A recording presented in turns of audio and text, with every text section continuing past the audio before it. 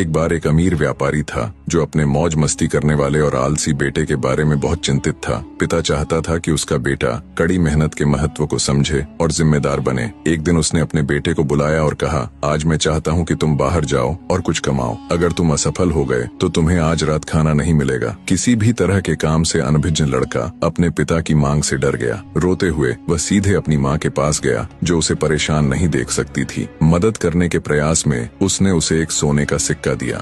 उस शाम जब उसके पिता ने उससे पूछा कि उसने क्या कमाया है तो लड़के ने तुरंत सोने का सिक्का दिखाया। फिर पिता ने उसे सिक्के को कुएं में फेंकने का निर्देश दिया और लड़के ने बिना किसी हिचकिचाहट के उनकी बात मान ली। पिता बुद्धिमान था, इसीलिए उसने अनुमान लगाया कि सोने का सिक्का लड़के की माँ ने दिया है। अगले दिन पिता ने अपनी पत्नी को उसके माता पिता के घर भेजा और एक बार फिर अपने बेटे से कुछ कमाने के लिए कहा। इस बार लड़का अपनी बहन के पास गया जिसने उसे अपनी बचत में से 5 रुपए का सिक्का दिया। जब शाम में पिता ने पूछा तो उसने 5 का सिक्का दिखाया। पिता ने कुएं में फेंकने के लिए कहा तो लड़के ने फिर से बिना किसी विचार के ऐसा किया। पिता को एहसास हुआ कि उनका बेटा अभी भी दूसरों पर निर्भर है, इसलिए उसने बहन को उसके ससुराल भेज दिया। अब उसके पास कोई नहीं बचा था, इसलिए लड़के को काम की तलाश में बाजार जाना पड़ा। एक दुकानदार ने उसे घर तक एक ट्रंक ले जाने के लिए 2 रुपये देने की पेशकश की।